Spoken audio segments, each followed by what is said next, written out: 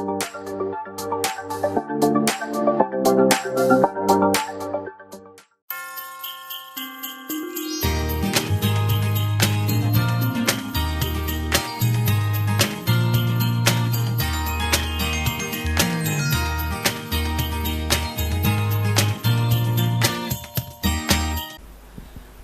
The Lord.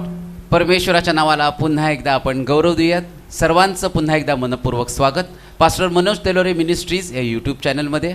आपण या चॅनलला लाईक करूयात, सबस्क्राईब करूयात. अधिकाधिक लोकांपर्यंत हे परमेश्वराचं अद्भुत, महान, सुंदर आणि सामर्थ्यशाली वचन अनेक लोकांपर्यंत पोहोचवण्यासाठी आपण नक्कीच हे चॅनल अनेक लोकांपर्यंत आपण ते शेअर करूयात. त्या ठिकाणामध्ये एक व्हॉट्सअप नंबर दिलेला आहे. तुमच्या जीवनामध्ये जर काही प्रार्थना विनंत्या जर तुम्हाला द्यायची असतील तर तुम्ही त्या व्हॉट्सअप नंबरवर सांगू शकता. त्याचप्रमाणे तुमच्या जीवनामध्ये जर काही साक्ष घडली असेल ती देखील तुम्ही त्या व्हॉट्सअप नंबरवर त्या ठिकाणामध्ये तुम्ही शेअर करू शकता. तुम्हाला या ठिकाणामध्ये यायचं असेल, तो नंबर जर लागला नाही, जर तुम्हाला काही प्रार्थना विनंत्या द्यायची असतील तर या ठिकाणामध्ये मी तुम्हाला 4 नंबर सांगत आहे. त्या 4 नंबरवर तुम्ही कॉल करू शकता आणि आपल्या प्रार्थना विनंत्या या ठिकाणामध्ये तुम्ही देऊ शकता. त्यातला पहिला नंबर आहे 9860274141. दुसरा नंबर आहे 9850144151.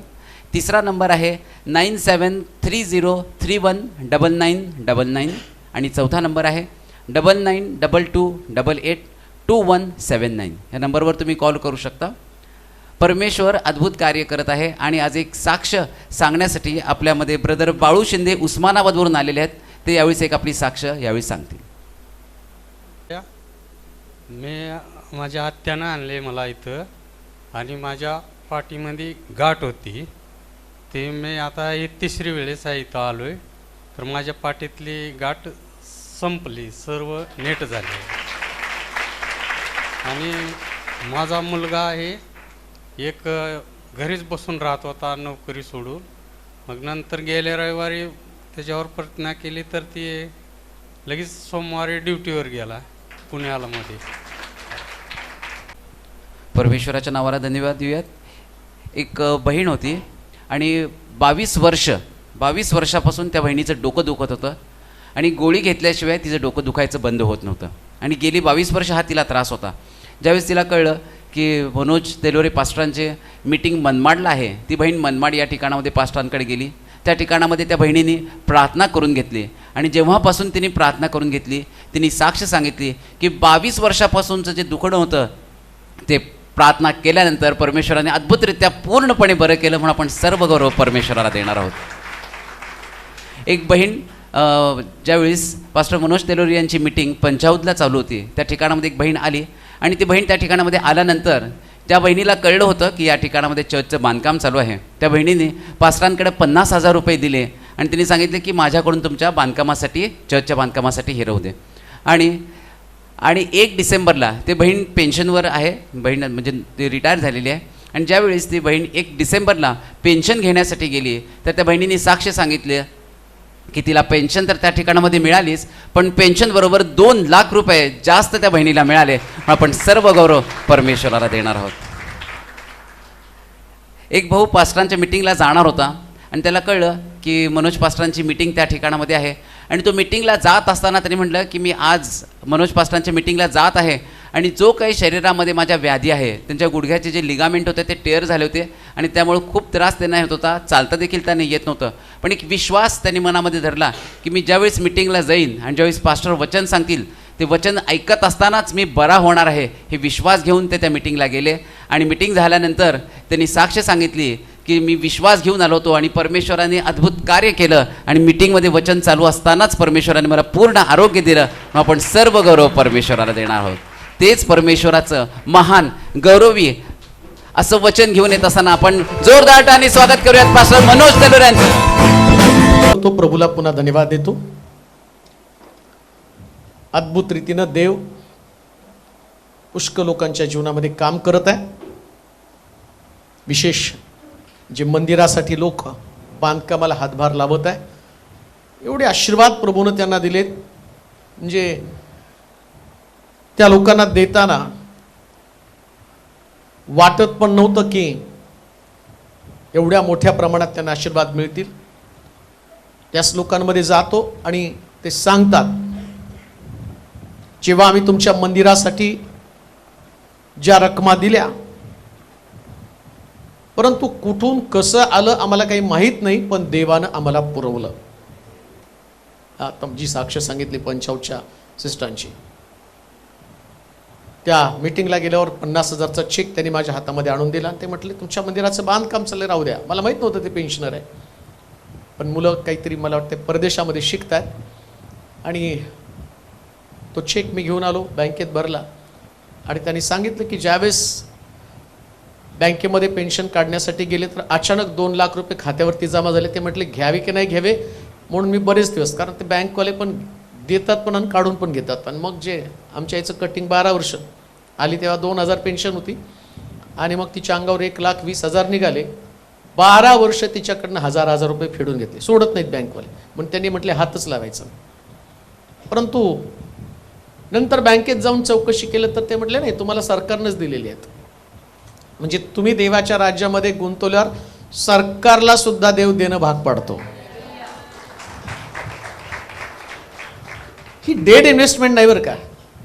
आणि इथं गुंतवणूक करताना किंतु परंतु असला भागच नसतो. आणि किंतु परंतुवाल्याने त्याच्यात चुकून पण घालू नये. उगं पोट दुखायचं.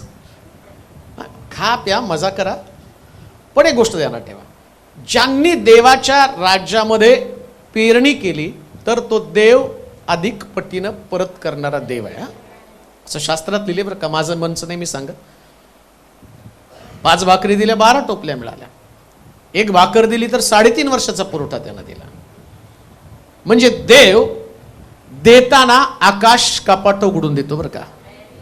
आकाश कपाट देवाचे नाही, तो व्यक्ती ज्याच्या, जो सरदार होता, ज्याच्या खांद्यावरती राजा टेकतो, तो आकाश कपाट उघडले तरी एवढी स्वस्ताई होणार शक्यच नाही म्हटलं.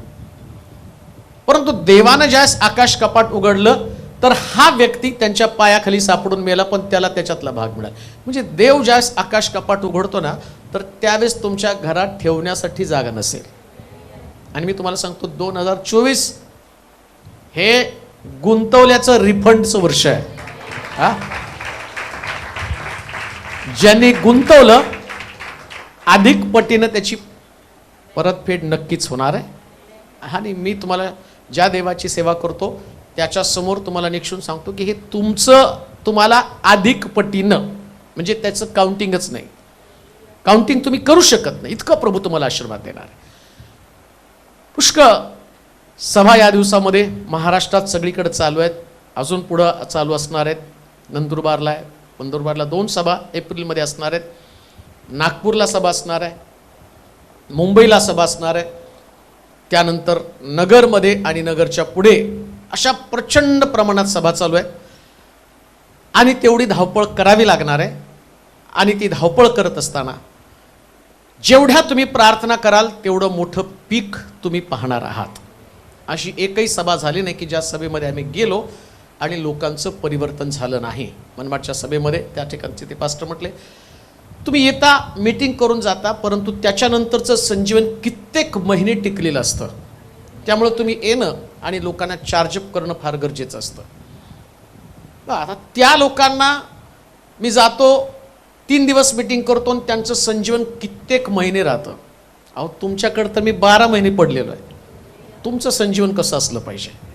हां, 12 महिने तुम्ही देवाचं वचन ऐकता आणि तुम्ही जे काम करता, लक्षात ठेवा, संजीवित झालेल्या व्यक्तीचं वैशिष्ट्य काय माहिती का? तो स्वस्थ बसत नाही. जीवन असलेला माणूस बघा, एखाद्या माणसामध्ये जीवन येऊन कुठं कोपऱ्यात बसला तर त्याला आळशी म्हणतात नाही का? कामधंदाच करत नाही, उठतो खातो पितो परत झोपतो, परत उठतो खातो पितो आणि परत झोपतो. काय किंमत असते का त्या माणसाला? अजिबात नाही. तर काय जीवन आहे याचं? तसं तुम्ही जिवंत आहात तर तुमची मोमेंट असली पाहिजे, हालचाल असली पाहिजे. हालचाल कशासाठी माहिती का? आत्मे जिंकण्यासाठी. हा, प्रभू आल्यावर जितके आत्मे तुम्ही जिंकाल त्याचं प्रतिफळ असणार आहे. आणि आम्ही सगळेजण या दिवसामध्ये नाताळाच्या याच्यामध्ये त्या सणामध्ये इतके अडकून पडले. पडा, मी तर म्हणतो बिंदास पडा. हां, मी तुम्हाला म्हणेन चांगले कपडे घ्या, माझ्यापेक्षा भारी घ्या, घ्या एकमेकाला सुंदर दिसण्यासाठी. वर्षात एकदा तर करू. असं तुम्ही 12 महिने करता, तुमचं काय नाही. तुमचा नाताळ जर बघितलं तर 12 महिने चालूच असतो. माझा पण चालू असतो, मी पण कुठं कमी नाही. प्रभूनं आशीर्वाद दिले तर एन्जॉय करा. 25 तारखेला झाला का, 20 तारखेला झाला का, डिसेंबरमध्ये झाला का, जानेवारीमध्ये झाला, ते जाऊ द्या, त्याच्या वादात आपल्याला पडायचं नाही. झालं हे महत्त्वाचं आहे. परंतु येशू या जगामध्ये आला तर ख्रिस्ताचा जन्म होणार कुठं? सगळ्यात मोठा प्रश्न आहे. येशूचा जन्म झाला, परंतु येशूच्या जन्माच्या वेळेस लोकांना सगळ्यात मोठा प्रश्न होता की येशूचा जन्म होणार कुठे? आणि जेव्हा या प्रश्नाचं उत्तर तुम्हाला मिळेल त्या दिवशी तुम्हाला नेमकं कळणार आहे की तो माझ्यामध्ये जन्मला का नाही. आम्ही म्हणतो नाही, त्याला नाही जन्म घेण्यासाठी जागा मिळाली. लोक नाताळच्या संदेशाला पण रडतात नाही का, कुठं जागा मिळाली नाही, कुठं जागा मिळाली नाही, सगळ्यांनी दारं बंद केली, सगळ्यांनी दारं बंद केली, मग आम्ही शेवट चढायला, माझ्या हृदयात जन्म घे. पहा मी द्वाराशी बाय द्वार ठोकीते, जो कोणी माझी वाणी ऐकेल त्याला, आणि मला आतमध्ये गेली मी त्याच्यामध्ये येईल. आणि आम्ही एवढं उत्सुक असतो की आता ख्रिस्त माझ्यामध्ये यायला पाहिजे. परंतु येशूचा जन्म कुठं होणार आहे हे समजल्याशिवाय तो ख्रिस्त ना तुमच्या परिवारामध्ये, ना तुमच्या अंतःकरणामध्ये, ना तुमच्या जीवनामध्ये तो जन्म घेणार आहे. जन्म घेण्यासाठी शास्त्रामध्ये काही भविष्यवाण्या करून ठेवलेल्या आहे, कुठं जन्म घेणार आहे. परंतु आत्मिक जागरूकता आमच्यामध्ये येणं फार गरजेचं आहे. म्हणून नाताळ 2 पद्धतीने आहे. तो तुम्ही सण साजरा करा, पण सात्विकपणा आणि खरेपणा. सात्विकता म्हणजे पवित्र शास्त्राला अनुलक्षून असणारं जीवन. जसं इयोबाचं जीवन, इयोबा संबंधाने म्हटलं तो सात्विक आहे, नीतिमान आहे. म्हणजे देवाचं वचन त्याच्यामध्ये भरपूर आहे. त्यानं या परिस्थितीमध्ये आपल्या कुटुंबामध्ये होत असलेली वाताहत, त्याच्या घराची होत असलेली वाताहत पाहत असताना त्यानं देवाला दोष दिला नाही. असं का? मुलं मेल्यावर त्याने देवाला प्रश्न केला नाही, माझी मुलं का मारली. मला परवा एक आणि ती रडताना मला वाईट पण वाटलं. माझे पती खूप धार्मिक होता, चांगला व्यक्ती होता, देवाला भिवून वागणारा व्यक्ती होता, आणि त्यांना अटॅक आला, ते गेले प्रभूच्या घरी. मी त्या दिवसापासून रडत आहे. माझा देवावरती राग आहे. म्हटलं का राग आहे? काय देव त्यांचं मरण टाळू शकला नसता का? त्यांनी त्यांचं मरण टाळायला पाहिजे होतं. धार्मिक मनुष्य असताना त्याला मरण का आलं? ते दुःखामध्ये आहे. सात्विक जीवन हे देवाला प्रश्न करणारं जीवन कधी नसतं. जे प्रभूनं केलं ना त्याच्याकडे पाहत असताना देवानं दिलं, देवानं नेलं, धन्य त्याचं नाव, याला सात्विकपणा म्हटलेलं आहे. मी त्यांना ते सांगितलं. म्हटलं असं समजू नका ती तुमचे मिस्टर गेले, प्रभूच्या जवळ गेले, त्यांच्या मरणानं तुमच्या समोर प्रश्न आहे. बरं तुम्ही बोलता बोलता म्हटलं की माझे मिस्टर धार्मिक होते. अहो ते धार्मिक होते तर प्रभूच्या जवळ आहेत, देवाने आपल्या जवळ त्यांना बोलवलं. तुम्ही जिवंत आहात, त्यांनी त्यांची धाव संपवली, प्रभूच्या जवळ पोचले. आता तुम्ही जिवंत आहात, तुम्हाला तिकडं जायचंय, आणि त्यांनी शेवटपर्यंत विश्वास टिकवून ठेवला. तुम्ही का विश्वासामध्ये कमी पडता? मरण तर सगळ्यालाच आहे. तुम्हाला वाटलं की त्यांचं मरण टळलं जावं. येशूनं क्रुसावर असताना येशू पापी होता का? तो पण धार्मिकच होता ना. मग तो प्रार्थना काय करतो? होईल तर हा प्याला मजपासून, म्हणजे मरण टळू दे. मग त्याला मरावं लागलं का नाही? तो मेला नाही का?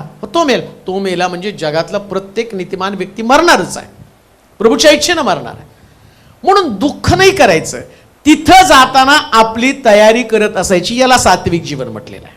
धार्मिक जीवन म्हणजे नुसतं बायबल घेतलं, प्रार्थना केली, दर रविवारी चर्चला गेलो आणि बसलो, ते धार्मिक जीवन नाही. ती तुम्हाला लागलेली सवय आहे. दुसऱ्या भाषेमध्ये मी तुम्हाला सांगेल, शाळेत जाणारा प्रत्येक मुलगा 95% पास होत नाही, पण दर रोज शाळेमध्ये जातो. मग त्याला का 95% मिळत नाही? कारण त्याच्यात सत्व नाही. तसं आहे, धार्मिक व्यक्ती दर रविवारी चर्चला जातो, पण सगळेच पास होणार नाहीत, सगळेच मेरिटमध्ये येणार नाहीत, सगळेच टिकणार नाहीत. म्हणून येशू म्हटला नाही का, तुम्ही परीक्षेत पडू नये म्हणून, पडू नये म्हणजे फेल होऊ नये. परीक्षेत पडू नये म्हणजे परीक्षा होईल, त्याच्यामध्ये तुम्ही फेल होऊ नये म्हणून प्रार्थना करा. परीक्षा होणार आहे, आणि ही परीक्षा होत असताना सात्विक जीवन कधी सोडू नका, नीतीचं जीवन कधी सोडू नका. आणि परीक्षा होऊ नये म्हणून पण प्रार्थना करू नका. तो बालिशपणा आहे. अभ्यास नाही केल्यावर ते आता तिथे अभ्यास नाही केल्यावर आम्हाला वाटायचं मंत्री मारावून परीक्षा टाळावी. शाळेमध्ये असताना वाटायचं अभ्यास वर्ष. बरं आता मला सांगा, मंत्री मरून तुमची परीक्षा पुढे गेली तरी एक दिवसात काय बोर्ड तू गाजवणार आहे का? काहीच घडणार नाही. उगं त्याला का मारता? म्हणजे तुम्हाला वर्षभर तयारी करावी लागते, मग तुम्हाला कॉन्फिडन्स येतो की मी परीक्षेमध्ये पास होणार आहे.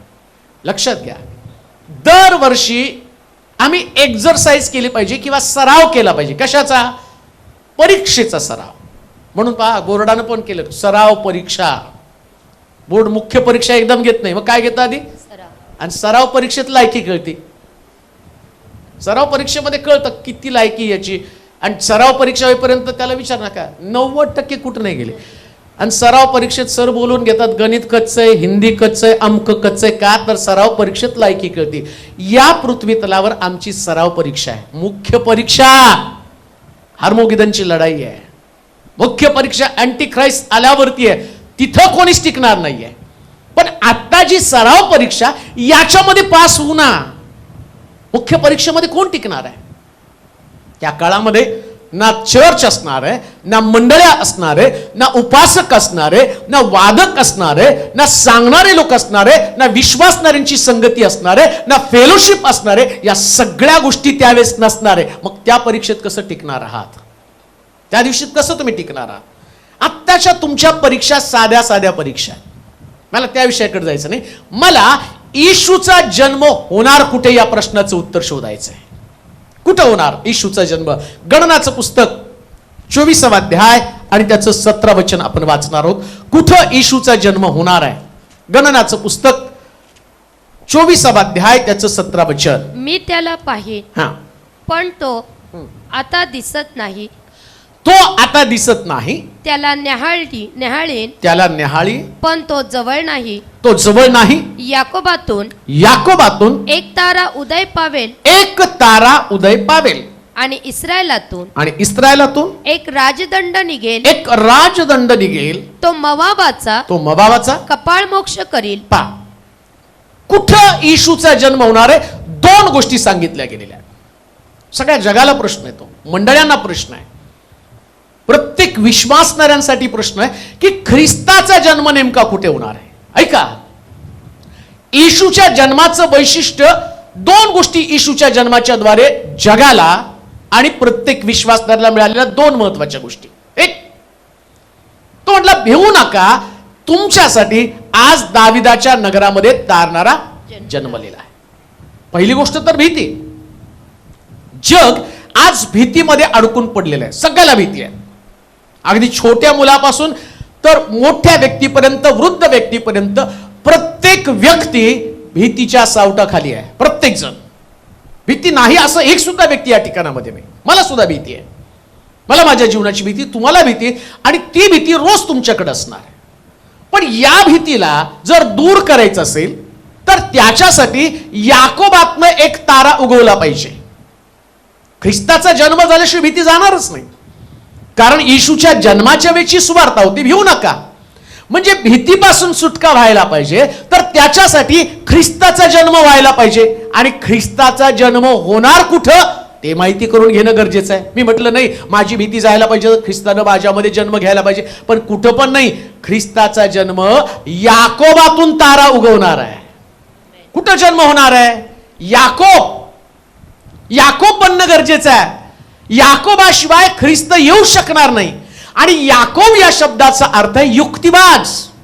लक्षात घ्या, तुमच्या जीवनामध्ये जर तुम्हाला खरा ख्रिस्त तुमच्या परिवारात, तुमच्या घरामध्ये किंवा तुमच्या जीवनामध्ये त्यानं जन्म घ्यायला पाहिजे तर तुम्हाला युक्तिबाज बनलं पाहिजे. अहो, मी युक्त्याच करत नाही.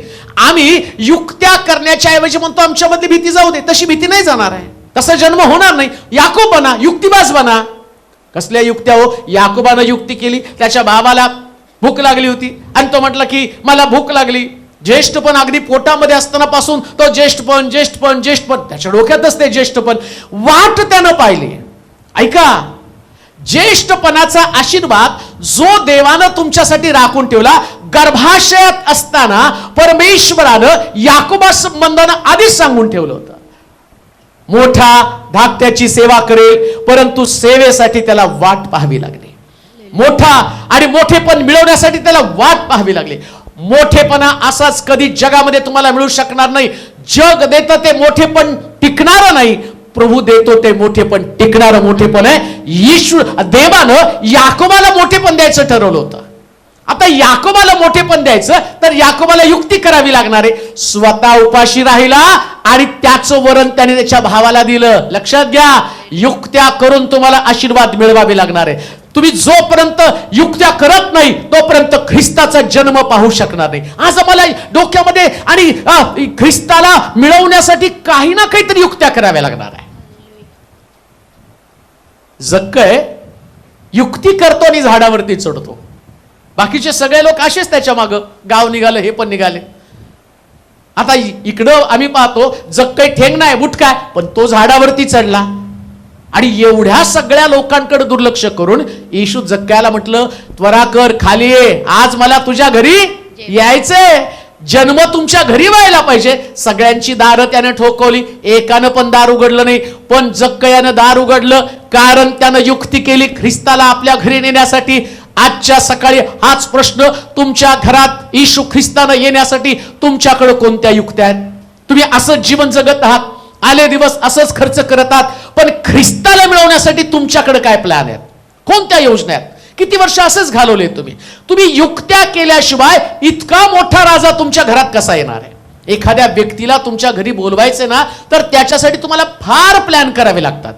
बाकीच्यांचं सोडावं. ज्यावेळेस कुठं मीटिंगला मी जातो ना, त्या ठिकाणचे लोक तिथे जाऊन वशिला लावून ठेवतात की ते आमच्या घरी जेवायला येतात का पहा. आता पोट एक आहे आणि किती घरात जाणार आहे. आणि मग ते जाऊन सांगतात, आम्ही ना त्यांना सांगितलं होतं की ते आमच्या घरी आले तर तुम्हाला आम्ही एवढं डोनेशन देऊ, आणि आम्ही 20,000 डोनेशन देऊन तुम्हाला आमच्या घरी जेवायला बोलवलं. किती युक्ती केली, किती प्लॅनिंग केले. व्यक्तीला बोलवण्यासाठी एवढ्या योजना, तो तर राजांचा राजा आहे, त्याच्यासाठी किती प्लॅन केले पाहिजे. जर तुम्ही प्लॅन कराल तर येशूचा जन्म जिथं व्हायचा तिथं होणार आहे. इथं सांगितलं याकोबामध्ये त्याचा जन्म होणार आहे. आज सकाळी असे कोण याकोब आहेत की प्रभूसाठी रोज प्लॅन करत आहेत? येशू तू कोणाकडे नाही पण माझ्याकडे आला पाहिजे. लक्षात ठेवा, जेव्हा ख्रिस्त तुमच्यामध्ये येईल ना, सगळ्यात उत्तम गोष्ट काय, तुमच्यामध्ये भीतीच राहणार नाही. प्लॅन करा, योजना करा, युक्तिवाज लोक बना. जगासारखं जीवन जगू नका. तुमचं जीवन सगळ्यांपेक्षा वेगळं जीवन, आणि ते एक ड्रामेबाज जीवन असलं पाहिजे. कसं जीवन असलं पाहिजे? याकोब जो आहे तो ड्रामेबाज आहे, नुसता ड्रामा करायचा. लक्षात ठेवा, देवाला नेहमी ड्रामेबाज लोक आवडतात. ड्रामे म्हणजे वरपांगी नाही बरं का. ड्रामा म्हणजे संघर्ष, काहीतरी वेगळं करत राहायचं. बाकीचे करतात त्याच्यासारखं नाही, सगळं वेगळं. देव अशा लोकांना शोधत आहे जन्म घेण्यासाठी. तुमचा परिवार एक ड्रामेबाज परिवार आहे का? कसला ड्रामा? ख्रिस्ताला मिळवण्याचा ड्रामा. काहीतरी करून त्याला मिळवायचं.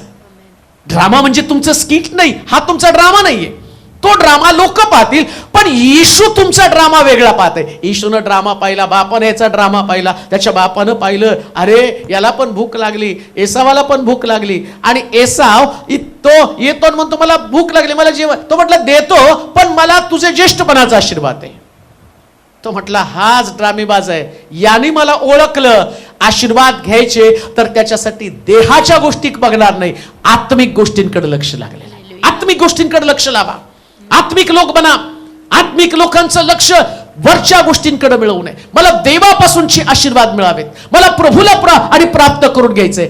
जगाला मिळवण्याचा प्रयत्न करू नका. हे जग तुमच्या हाती कधी लागणार नाही. आणि ज्यांनी जगाला मिळवलं, बरं समजा जग तुमच्या हाती पण लागलं तर जग अग्नी आणि गंधकाच्या द्वारे नाश होणार आहे.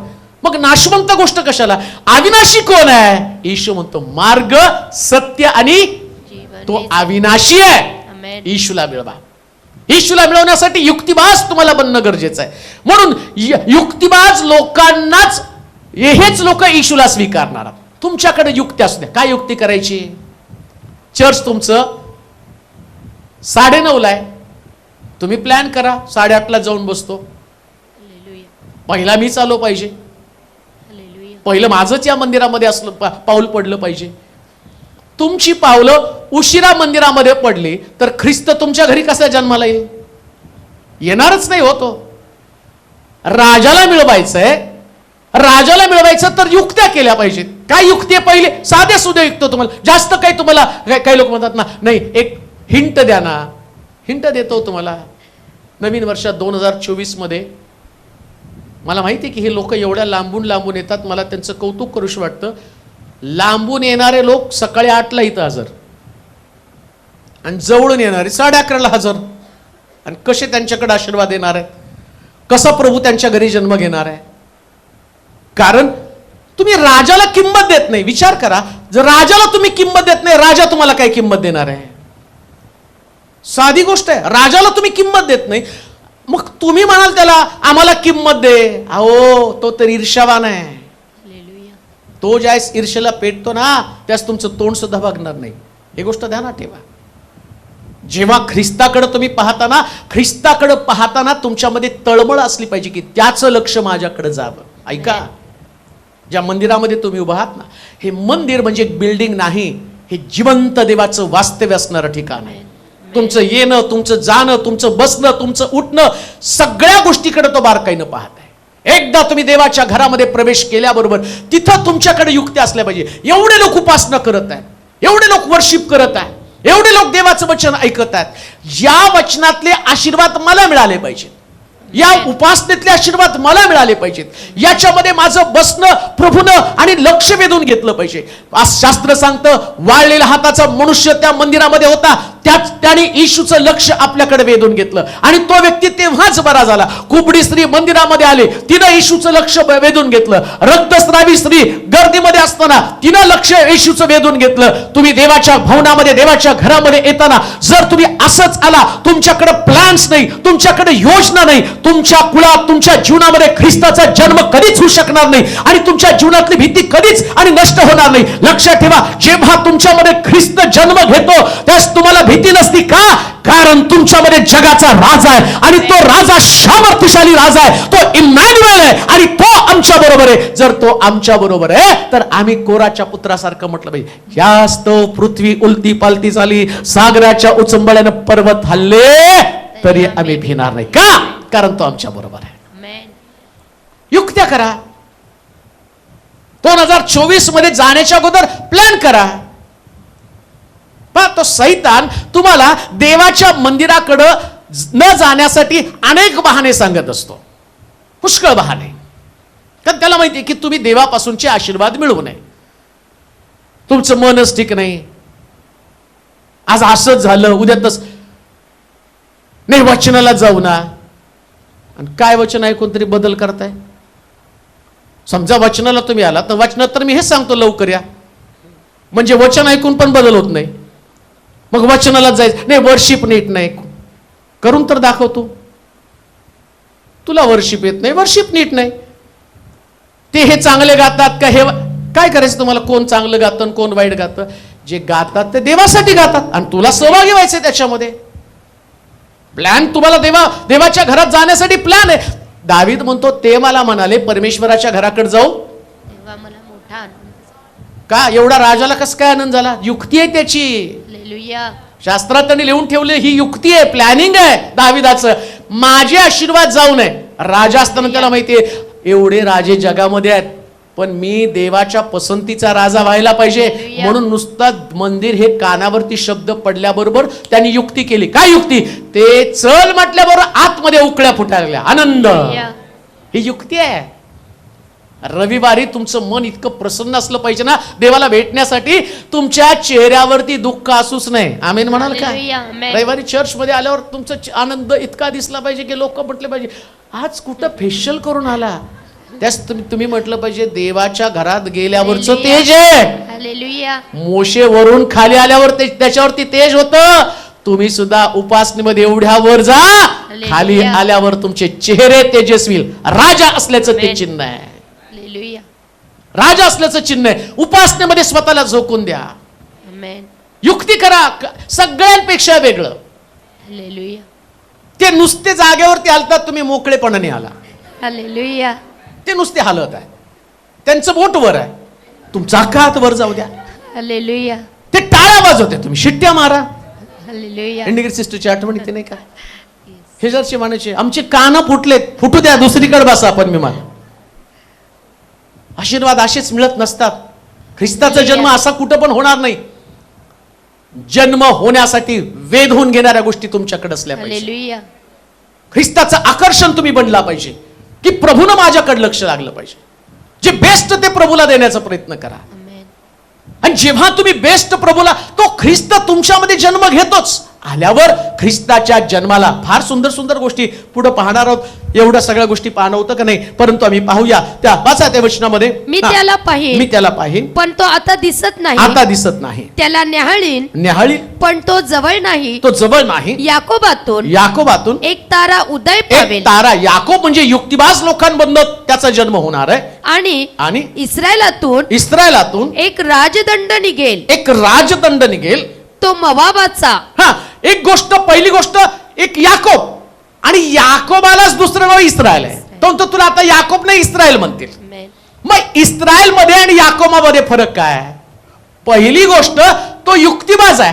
आता इस्रायल कधी बनला? तो इस्रायल झोंबी केल्यावर बनला. हालेलुया. इस्रायल झोंबी केल्यावर बनला.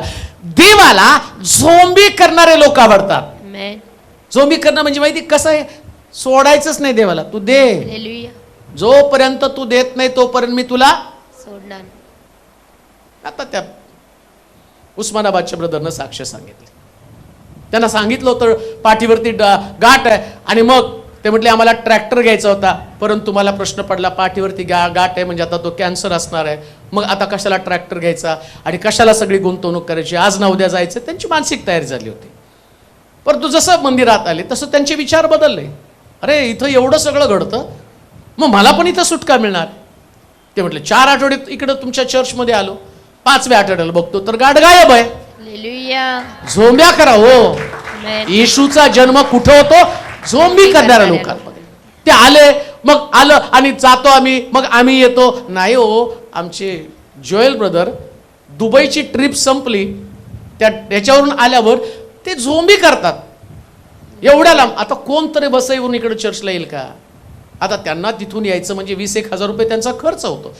मग एवढ्या लांबून येण्याचं कारण काय? त्यांना माहिती झोंबी केल्याशिवाय आशीर्वाद मिळणारच नाही. हालेलुया.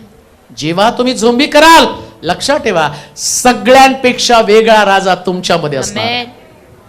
झोंबी करा, सोडू नका त्याला.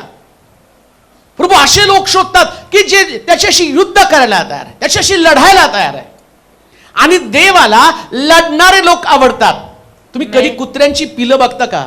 ते जे कुत्रा आहे ना, त्यांच्या पिलाला मारतं, ते झोंबी करायला शिकवतं. काय त्या पिलावर त्याचं प्रेम नसतंच नाही. वाघाला जर तुम्ही पाहिलं ना, तो वाघ सुद्धा आपल्या पिलाशी मस्ती करत असतो, त्याला चावतो, त्याला उचलून फेकतो. मग काय वाघाचं प्रेम नाही का? वाघ पिलाला झोंबी करण्यासाठी शिकवतो. आमच्या देवाला पण वाटतं माझी लेकरं माझ्याबरोबर झोंबी करणारी असावी. कारण सगळ्यात मोठा हा जो लुसिफर आहे, तो लुसिफर तुमच्याशी लढणार आहे. पण देव सगळे युद्धाचे डावपेच तुम्हाला शिकवतो. लुसिफरला तुम्ही कसं हरवणार आहात, त्याच्यावरती तुम्ही कसा विजय मिळवणार, ते डावपेच रोज तुम्हाला शिकवतो. म्हणून लक्ष ठेवा, प्रश्न आल्यावर ही गोष्ट समजायचं, देव तुमच्याशी युद्ध करत आहे, कारण त्या युद्धाची ट्रेनिंग तो तुम्हाला देतो. आणि लक्षात ठेवा, या प्रश्नामध्ये तुम्ही मरत नाही. या प्रश्नातून तुम्ही बाहेर येता का? तुमच्यामध्ये राजा आहे. राजा कोणामध्ये? इस्रायलमध्ये. इस्रायल म्हणजे झोंबी करणारे लोक. देवाचे प्रिय लोक हो, 2024 मध्ये आज जात असताना तुम्हाला झोंबी करत करत जायचंय. असं जायचं नाही. 2024 मध्ये रडणाऱ्या लोकांचं काम नाही. रडणाऱ्या लोकांनी चर्चला येऊ नका, घरीच रडत बसा. ज्याला लढायचं त्याने मैदानात या. हालेलुया. ज्याला लढायचं त्यानं. 24 मध्ये एक सुद्धा आशीर्वाद देवाला म्हणायचं तू मला दिल्याशिवाय 24 जाऊच देणार नाही. हालेलुया. 24 ला थांबवा. जसं देवानं आकाशामध्ये सूर्याला थांबवलं, हालेलुया. अख्खा दिवस त्या सूर्याला सांगितलं जायचं नाही.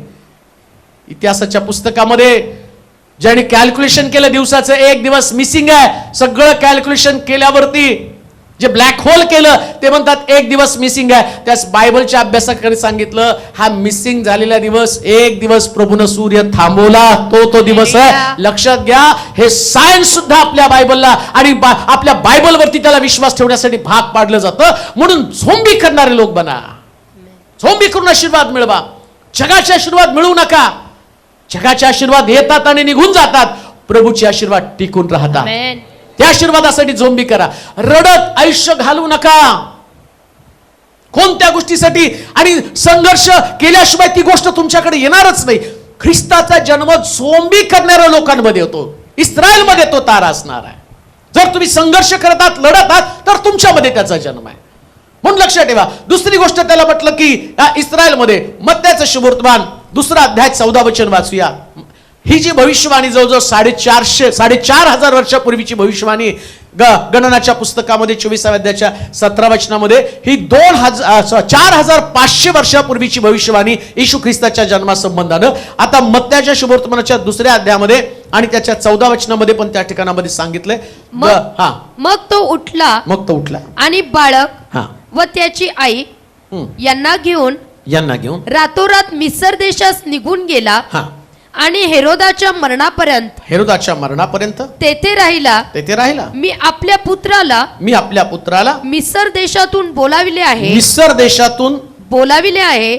हे जे प्रभूने संदेश त्यांच्या द्वारे सांगितले ते पूर्ण व्हावे म्हणून असे झाले. आता प्रॉब्लेम काय माहिती का, येशूचा जन्म कुठं व्हायचा हे प्रभूनं आधीच सांगून ठेवलं होतं. ऐका, तो कुठं जन्मणार आहे, तो याकोबामधनं एक तारा निघणार आहे. आता येशूच्या जन्माच्या वेळेस ज्ञानी लोक हेरोदाच्या राजवाड्यामध्ये आले. ज्ञानी लोकांनी प्रश्न केला की या राजवाड्यामध्ये प्रभूचा जन्म झाला का? कोणतरी विद्वान, कोणतरी ज्ञानी, कोणतरी राजा जन्माला आला. कारण जो तारा मी पाहिला तो तारा सामान्य तारा नव्हता. हा तारा एका मोठ्या व्यक्तीच्या जन्मासंबंधीचा तारा आहे. ऐका, या ज्ञानी लोकांना पण ख्रिस्ताचा जन्म समजला नाही. त्यांना वाटलं हेरोदाच्या राजवाड्यामध्ये तो जन्मलेला असेल. आज बायबलचे अभ्यासक आहे, ज्यांना देवाच्या वचनाचं ज्ञान आहे, जे वर्षानुवर्षाचे ख्रिस्ती लोक आहेत, पण त्यांना सुद्धा ख्रिस्ताचा जन्म कुठे आहे माहित नाही.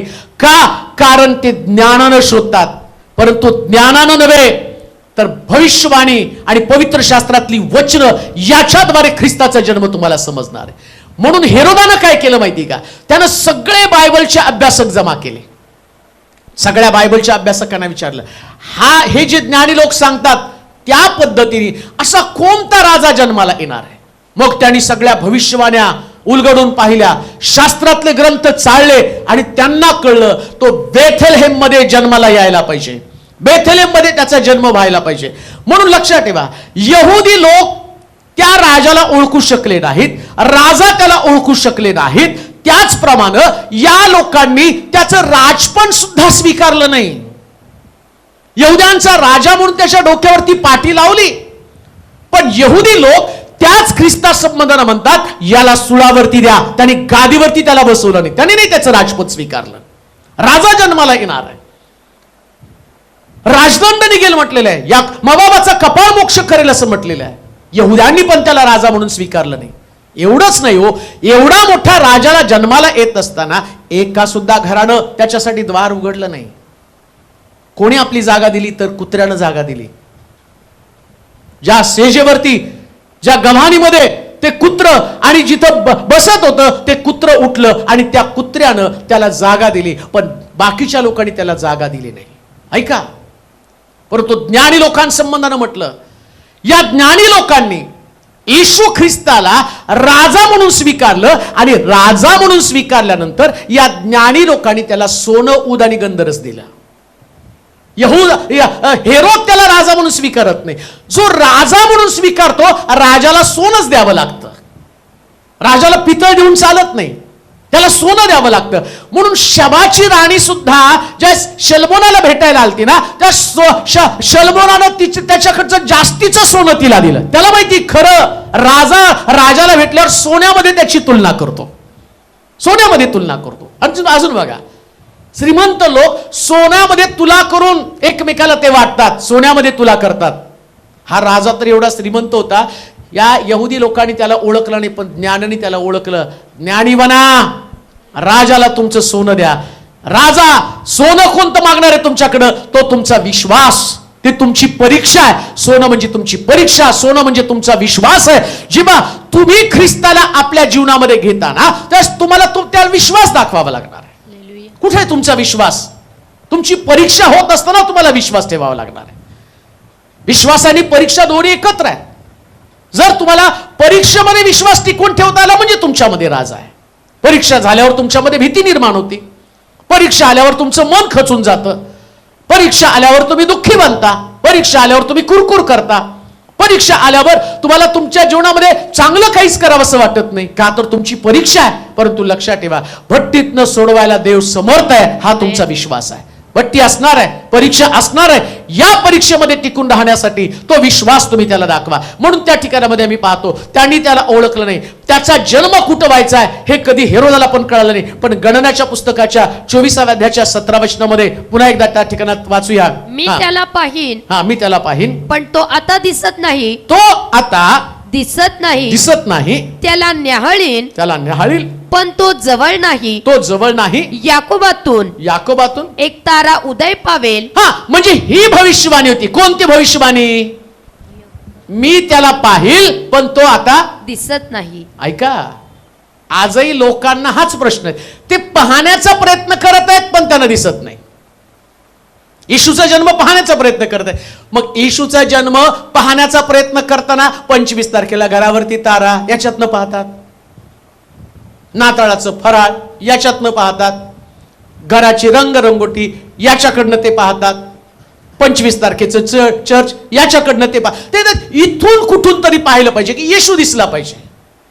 आणि त्याच्या पलीकडे जाऊन 25 तारखेची सांगता कधी होती सांगा बरं? 2 तारखेच्या बागेमध्ये. कुठं होती? बागेमध्ये.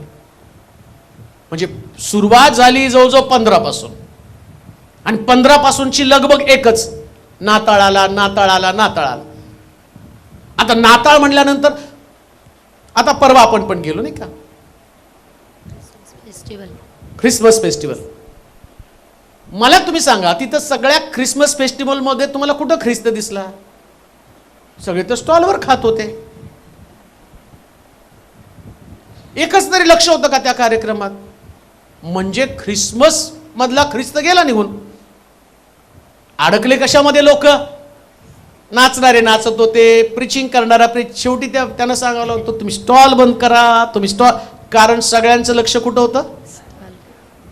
मग सांगा मला, याच्यात ख्रिस्त कुठे? शोधताय तर ना, कशात शोधाव. पण बायबल मध्ये त्याला कुठं शोधायचं ते सांगितलेले. कुठं सापडणार आहे?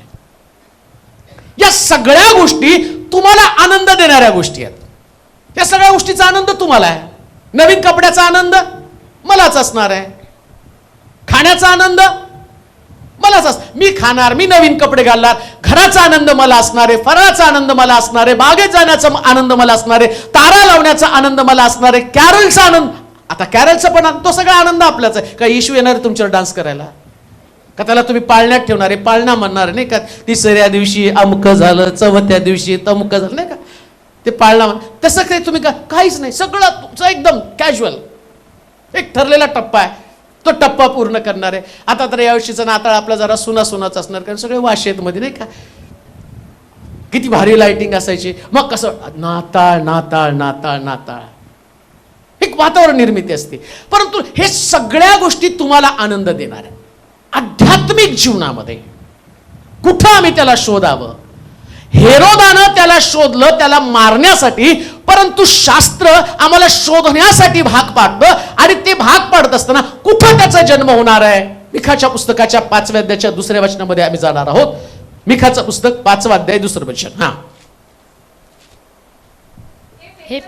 हे बेथलेम एफ्राता, यहुदांच्या हजारांमध्ये तुझी गणना अल्प आहे. अल्प आहे. तरी तुझ्यामधून एक जण निघेल. तो माझ्यासाठी इस्रायलाचा शास्ता होईल. होईल. त्याचा उद्भव प्राचीन काळापासून अनादी काळापासून आहे. इथं म्हटलं तो अनादी काळापासून जन्माला यायचा आहे, पण उगम कधी आहे? म्हणजे येशू ख्रिस्त 2023 वर्षापूर्वी नव्हता आला, तो अस्तित्वात अनादी काळ. म्हणजे ज्या काळाची तुम्हाला माहिती नाही असला कालखंड, ज्या काळाविषयी ना सायन्सला माहितीये, ज्या काळाविषयी ना जगाला माहितीये, अशा काळापासून त्याचा उगम आहे. म्हणजे येशू जगामध्ये येण्याच्या अगोदर तो स्वर्गामध्ये होता, हे सगळं आपण ऐकलेले. पण तो म्हणतो की त्याचा उगम कुठं होणार आहे? कुठं होणार आहे? वाचावर वचन. बेथलेहेम एफ्राता. पहिली गोष्ट बेथलहेम आणि दुसरी गोष्ट एफ्रात. पहिली गोष्ट बेथलेहेम म्हणजे ख्रिस्ताचा जन्म कुठं होणार आहे? बेथलेहेम. त्यानं हेरोदानं शास्त्राभ्यासकांना बोललो, त्यांना म्हटलं तुम्ही पुस्तक उघडा, येशूचा जन्म कुठं होणार? ते म्हटले बेथलेहेम मध्ये. मग त्यांना कळलं बेथलेहेम मध्ये ख्रिस्त जन्मला. आम्ही पण गाण्यामध्ये म्हणतो की ख्रिस्ताचा जन्म बेथलेहेम मध्ये झाला, पण बेथलेहेम म्हणजे काय? भाकरीचं घर. बेथलेहेम म्हणजे भाकरीचं घर, आणि भाकर म्हणजे देवाचं वचन आहे. मग आता ख्रिस्ताचा जन्म म्हणजे ज्यांच्याकडे देवाचं वचन आहे त्यांच्यामध्ये ख्रिस्ताचा जन्म आहे. तुम्हाला जर देवाच्या वचनाचं महत्व नसेल, ख्रिस्ताचा जन्म कसा होणार आहे? पुष्कळ लोकांना देवाचं वचन आवडत नाही. त्या लोकांना असं वाटतं की देवाचं वचन थोडक्याच प्रमाणामध्ये कानावरती पडलं जावं, एवढं कशाला वचन सांगायचं असतं. मला कोणीतरी म्हटलं, नाही मीटिंगला त्यांनी मला बोलवलं आणि मला म्हटलं की या ख्रिसमस फेस्टिवलच्या मीटिंगसाठी तुम्ही या, आणि मला म्हटले 15 मिनिटं बोल. म्हटलं 15 मिनिटात तोंडच दाखवून होईल. म्हटलं ते काय संजीवनाची सभा आहे का? म्हणजे लोकांना या गोष्टीमध्ये जास्त इंटरेस्ट आहे. कोणता? नाचायचं, गायचं, बागडायचं, खायचं, प्यायचं, आणि मग आला आला नाताळ सुखाचा जाऊ, नाताळ सुखाचा जाऊ ना, नाताळ सुखाचा जाऊ ना, झालं गेले. पण शास्त्र काय सांगतं? बेथलेहेम म्हणजे भाकरीचं घर. जिथं भाकर मोडली जाते, जिथं देवाचं वचन असतं, तिथं ख्रिस्ताचा जन्म आहे. देवाचं वचन जर त्याला तुम्ही दुय्यम स्थान, सेकंडरी ठेवत असाल, त्याचा प्राधान्यक्रम दुसरा असेल, बाकीच्या गोष्टीला तुम्ही सगळ्याला प्रथम स्थान द्याल, पण देवाच्या वचनाला दुय्यम स्थान द्याल, मग ख्रिस्ताचा जन्म होणारच नाही. देवाच्या वचनाचं महत्व समजलं पाहिजे. ते वचन मला स्वर्गामध्ये घेऊन जाणार आहे. ते वचन माझं जीवन रिपेअर करण्याचं काम करणार आहे. वचन माझ्यातले दोष, माझ्यातल्या उणिवा, माझ्यातल्या कमतरता. अजून एक गोष्ट तुम्हाला सांगतो, येशू ख्रिस्त जगामध्ये आला तुम्हाला आणि मला तारण देण्यासाठी. नीट आहे का? तारण देण्याचं काम त्यानं पूर्ण करून स्वर्गामध्ये गेला. पण आता तो जाताना काय म्हटला माहिती का? योहानाच्या शुभवर्तमानामध्ये म्हटला, तुम्ही माझ्यामध्ये आणि माझी वचनं. म्हणजे माझ्यामध्ये जर ख्रिस्त आहे तर माझ्यामध्ये वचन असलं पाहिजे. जर ख्रिस्ताचा जन्म तुमच्यामध्ये झाला तर त्याचं वचन तुमच्यामध्ये असलं पाहिजे. देवाचं वचन. वचनच नाही तर जित कसं काय ख्रिस्त त्याच्यामध्ये असेल?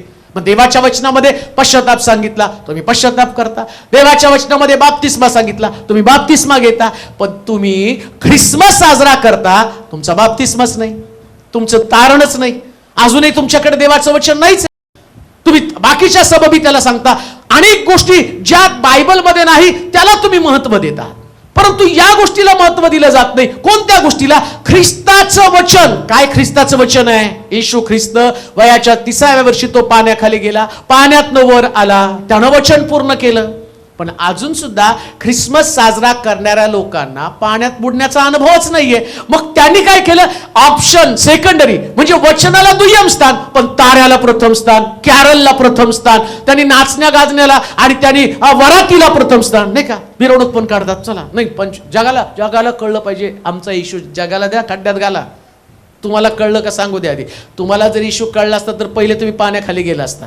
शुभवर्तमान लोकाला नंतर. शुभवर्तमानाची पद्धत आहे, प्रोसेस आहे. प्रथम यहुदियात, मग शमृणात, आणि मग जगाच्या शेवटापर्यंत. प्रथम कुठं? यहुद्या म्हणजे तुमचं घर. तुमच्या घरातल्या लोकांना पहिले शुभवर्तमान, मग शेजाऱ्याला, मग जगाला. आम्ही काय करतो? जगाला ज्ञान सांगतो आणि घराला आमच्या ज्ञान सांगायचं विसरून जातो. आम्ही नाही, सोलापूरला कळलं पाहिजे ख्रिस्त जन्मला. सोलापूरला सोडा, पहिले आपल्याला कळू द्या. शुभवर्तमान बाहेर तेव्हा जातं ज्या घरामध्ये लोक बदलले जातात. चर्चमध्ये लोक बदलले जातात. लोक बदलण्यासाठी पहिल्यांदा आम्हाला बदलावं लागतं. आम्ही जगाला नंतर बदलणार आहोत. जेव्हा मी बदलेल ना, माझं रूपांतर पाहिल्यावरती लोक बदलणार आहेत. बायबल वाचून कोणी बदलणार नाही, ट्रॅक्स वाचून कोणी बदलणार नाही. बदलण्याची प्रोसेस तुमच्यापासून आहे. तुम्ही बदला, तुमच्या परिवारातल्या लोकांना बदला, मग तुम्ही जगाला आपोआप प्रभू बदलणार आहे. शेजाऱ्याला एवढ्यामध्ये मग नेणार आहे, मग जगाच्या कानाकोपऱ्यामध्ये घेऊन जाणार आहे. म्हणून देवाचं वचन तुमच्या परिवारामध्ये असलं तर तुमचा परिवार बदलणार आहे. तुमच्या घरामध्ये त्याचा जन्म होणार आहे. वचनाला महत्व असलं पाहिजे.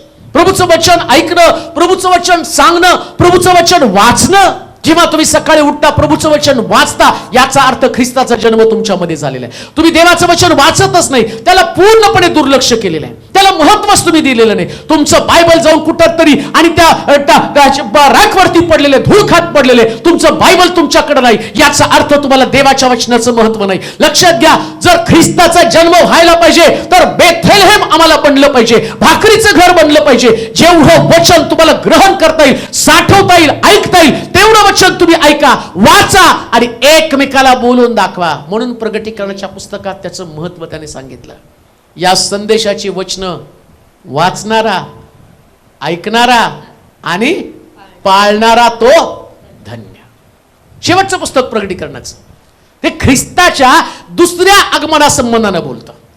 पहिल्या आगमनासंबंधानं तेच बोललं गेलं जे दुसऱ्या आगमनासंबंधानं. पहिल्या आगमनामध्ये म्हटलं तो बेथलेम मध्ये जन्मेल, दुसऱ्या आगमनामध्ये पण तेच त्यानं सांगितलं प्रगटीकरणाच्या पुस्तकामध्ये. या संदेशाचे शब्द वाचणारा, ऐकणारा आणि त्यात लिहिलेल्या गोष्टी पाळणारा तो धन्य. पहा मी लवकर येत आहे. इथं म्हणतो लवकर येत आहे. लवकर येताना म्हटलं मी बेथलेम मध्ये येणार आहे. लक्षात घ्या, पुष्कळ लोक नरकामध्ये जाण्याचं कारण काय असणार माहिती का? ते चर्चला येत नाही म्हणून नरकात नाही जाणार, आणि ते चर्चला येतात म्हणून पण स्वर्गामध्ये जाणार नाही. पुष्कळांची फसगत होणार आहे कारण त्यांच्याकडे देवाचं वचन नसणार आहे.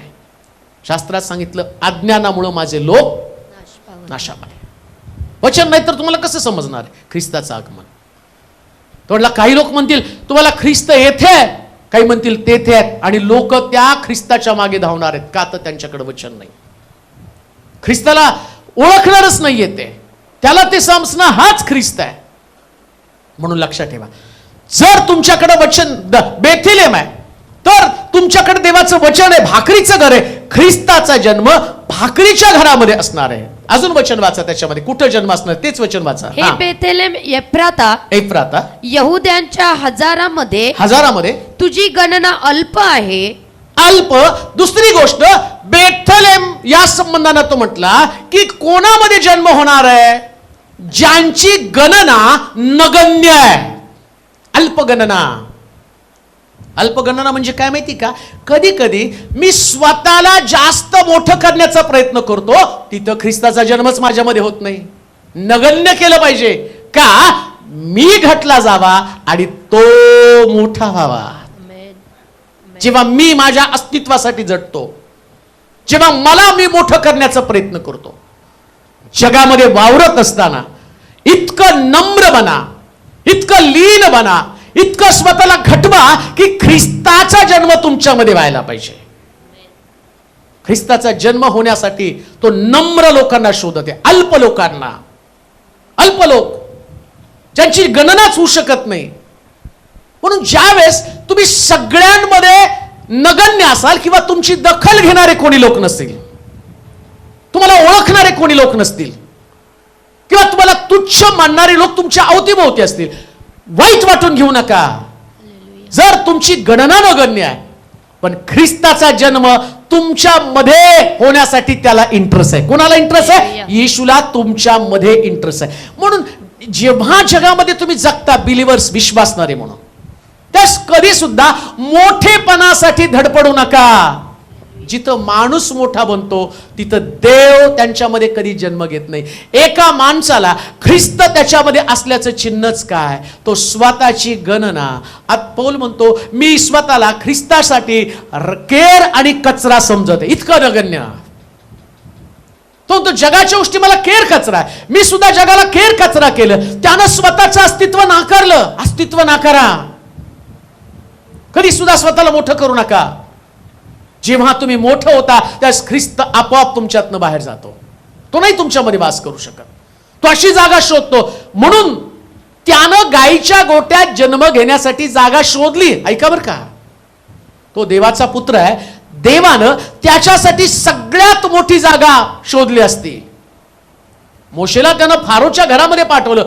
मोशेचा जन्म झाल्याबरोबर असं लिहिलं, त्याला पाण्यात सोडल्यावर फारोची कन्या आली आणि मोशेला आपल्याकडे घेऊन गेली. नीट आहे का, हा मोशे कोण आहे?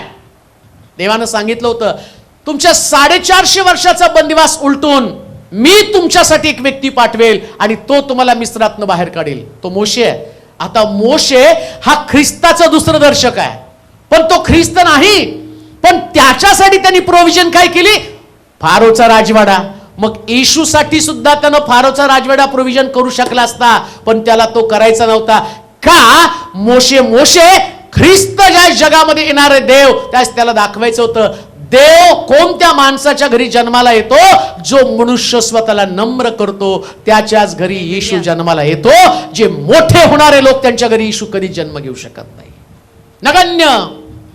नगण्य बना, साधारण बना.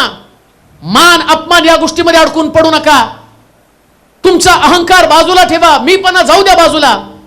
स्वतःला मोठं करू नका. मला काय आवडतं, माझ्या आवडीनिवडी याचा विचार करणारे लोक ख्रिस्ताचा जन्म हरवून बसलेले आहेत. अजून ते म्हणतात आम्ही पाहतो, तो आम्हाला दिसत नाही. अजून पण दिसत नाही लोकांना. लोक चर्चला नाताळ साजरा करण्यासाठी जातील, परंतु त्यांच्यामधला मान अपमान, रूढी परंपरा, त्यांच्यामधलं स्वतःचं महत्व कमी झालेलं नाही. मग कसा काय ख्रिस्त त्यांच्यामध्ये असणार आहे? कुठं आहे ख्रिस्ताचा जन्म? अल्प नगण्य असणाऱ्या त्या बेथलेम मध्ये असणारे नगण्य बना. कमी करा स्वतःला. लोक तुच्छ मानतात, मानू द्या. लोक तुमची किंमत करत नाही, करू द्या. त्यांना जसं तुमच्याशी वागायचं, जसं वर्तन करायचं तसं वर्तन करू द्या. ना त्यांच्या चांगल्या बोलण्यानं आणि भाळून जाऊ नका, आणि त्यांच्या वाईट बोलण्यानं पण दुःखी होऊ नका. हे लोक आहेत, ते बोलणार आहेत तुम्हाला. लोक बोलतात म्हणून माझं मन कष्टी होणं, याला काही ख्रिस्ताचा जन्म म्हणत नाही. अहो, ज्यानं ख्रिस्ताला मिळवलं तो म्हटलं माझ्या नावामुळे लोक तुमची निंदा करतील. मग ते 5:12 वाचा बरं. 5 अध्याय 12 वचन. माझ्या विरुद्ध हा, लोक तुमची निंदा करतील व लबाडीनं छळ करतील, लबाडीने बोलतील. तेव्हा तुम्ही धन्य आनंद करा, उल्हास करा. काय करा तेव्हा? आनंद करा. कुणामुळे बोलतील? काय वाचा परत. माझ्यामुळं जेव्हा लोक तुमची निंदा. म्हणजे तुम्ही म्हणता ख्रिस्ता तुझा जन्म कुठं होते? माझ्यामध्ये. आणि तो म्हणतो तुझ्यामध्ये जन्म झाला, माझ्यामध्ये जन्म झाला की मी तुझ्यामध्ये आलो की लोक तुझं काय करतील? काय करतील? निंदा व छळ करतील. आम्ही तर म्हणतो येशू येऊ ना, आणि निंदा तर नकोय आम्हाला. निंदा केली की आमचं डोकं फिरतं, लबाडीने बोललं की आमचं डोकं फिरतं. मग कुठे आहे येशूचा जन्म सांगा बरं. आता आम्ही येशू म्हणतो. येशू आ मेरे दिल में समा, नाही गाणं आलाप देऊन तू एवढा भारी आलाप देऊन इकडून तिकडून फिरून सगळं वर्षशंकर हॉस्पिटल पालतं घालून येतो तो आलाप. आ मेरे दिल में समा. अरे मी तुझ्या अंतःकरणात सामवायला तयार आहे. निंदेला तू तयार आहेस का? लबाडी लोक तुझ्याशी बोलले त्याच्यासाठी तू. हे सगळं झाल्यावर तुम्ही तर नाही करू द्या माझी निंदा. अरे पण रिॲक्शन काय रिॲक्शन आहे? आनंद करा. काय करावं? आनंद करा. उल्हास करा. काय करा? उल्हास करा. अजून काय करा? कारण स्वर्गात तुमचे प्रतिफळ. तुमची निंदा केली, तुमच्याविषयी लबाडीने बोललं तर बिर्याणीची पार्टी ठेवा. उपकार स्तुती करा. का? तुमचे प्रतिफळ मोठे आहे. काय हो? स्वर्गात तुमचे प्रतिफळ मोठे आहे. म्हणजे तुम्हाला ज्या दिवशी लोक नावं ठेवतात, निंदा करतात ना, तर तुम्हाला मेरिट सर्टिफिकेट मिळतं. हालेलुया. तुमची डिग्री तुम्हाला मिळाल्यावर तुम्ही पार्टी करताना इथं म्हटलं आनंद हा शब्द वापरून मग काय म्हटलं?